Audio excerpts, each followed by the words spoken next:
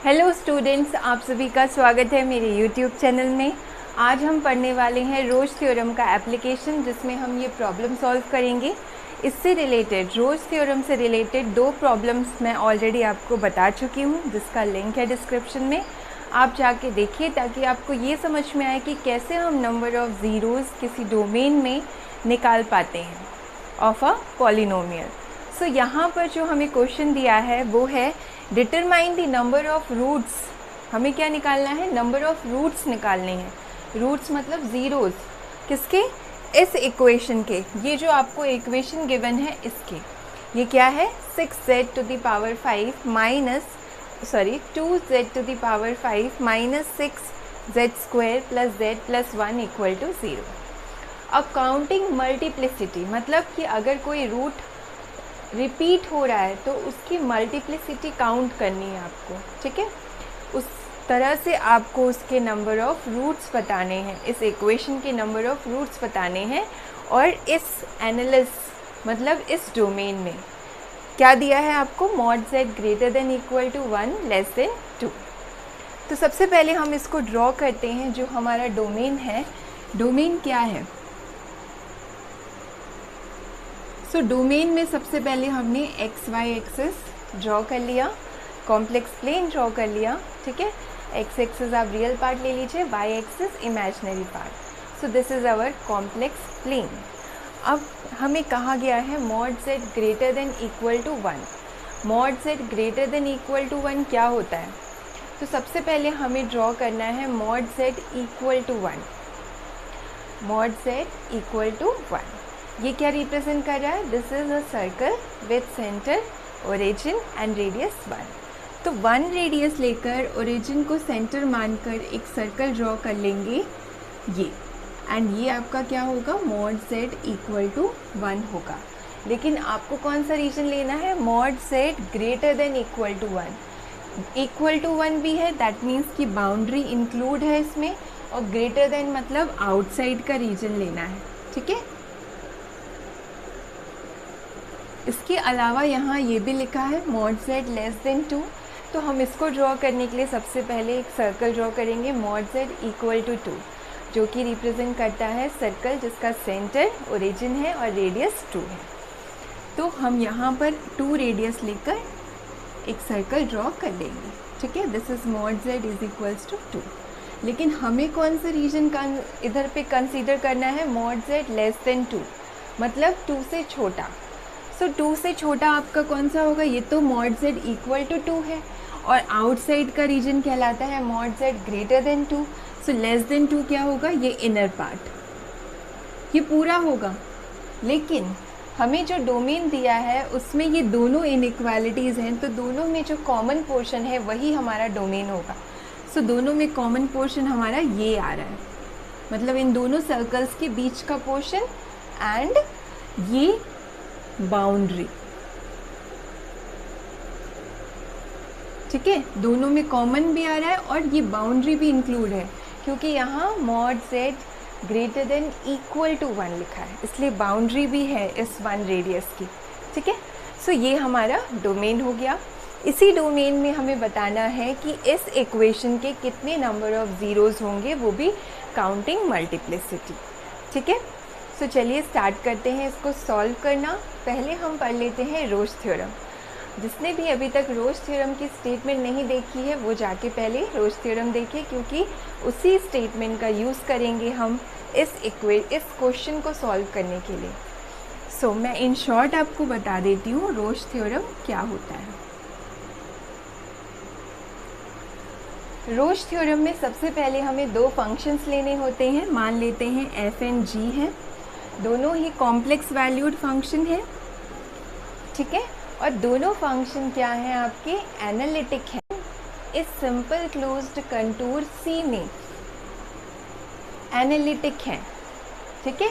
हमने ले लिया सिंपल क्लोज्ड कंटूर C जिसकी बाउंड्री ली है और inside. So f and g are analytic inside and on C, ठीक है। ये फर्स्ट कंडीशन हो गई। एंड सेकेंड कंडीशन क्या होती है कि मॉडुलस ऑफ z, g का जो मॉडुलस है मॉडुलस वैल्यू जो g फंक्शन की है वो modulus value of f function से छोटी होनी चाहिए। किसके लिए? वो सारे z के लिए जो c के बाउंड्री पर हैं। जब ये दोनों चीज़ें आपको मिल जाती हैं किसी दो फंक्शंस के लिए, तब ये रोज थ्योरम रिजल्ट कहता है कि जितने नंबर ऑफ ज़ीरोज़ f के होंगे, जितने number of zeros function f के होंगे, उतने ही number of zeros function f plus g के होंगे। ठीक है, सो रिजल्ट क्या कहता है? Number of zeros of f function f is equal to number of zeros of function f plus g। So this is our result जिसका use हम यहाँ करेंगे। तो हम सबसे पहले क्या निकालेंगे? इस फंक्शन के लिए हमें f क्या लेना है, g क्या लेना है, ये हम देखते हैं। सो हियर मैंने मान लिया कि f फंक्शन जो है वो है हमारा 2z⁵ एंड g फंक्शन हमने ले लिया -6z² + z+1। इस तरह से हमने चूज़ कर लिया। ये चूज़ करना बहुत इजी है, जैसे जैसे आप प्रैक्टिस करेंगे इस टाइप के क्वेश्चंस की आपको समझ में आ जाएगा। सो इस तरह से हमने क्यों चूज़ किया? क्योंकि आप देखिए ये दोनों ही पॉलिनोमियल फंक्शन है और आप जानते हैं कि पॉलिनोमियल फंक्शन एवरीवेयर एनालिटिक होता है, इसलिए फर्स्ट जो पार्ट है वो प्रॉब्लम नहीं करेगा।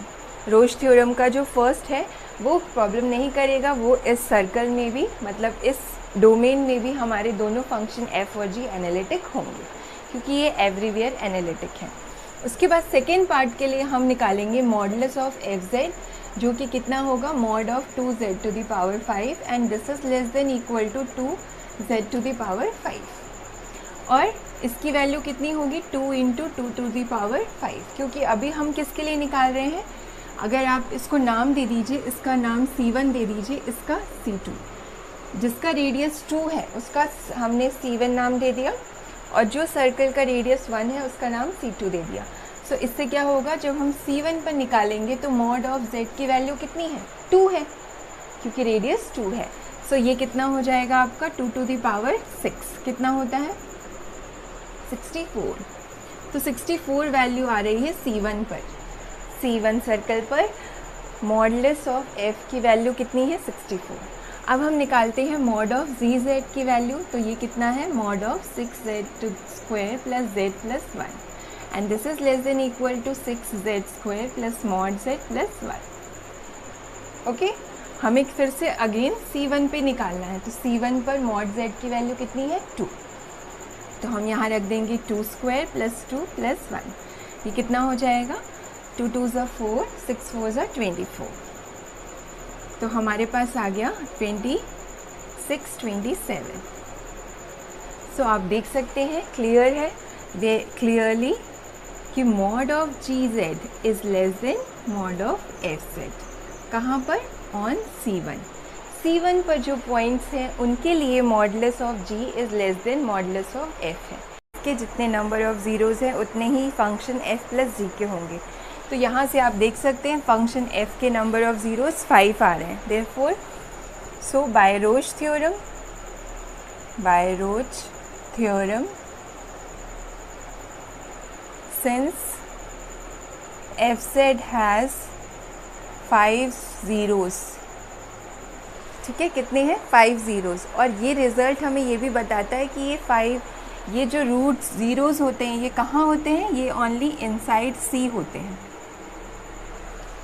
ठीक है, ये इनसाइड C होते हैं, ये हमें रिज़ल्ट देता है।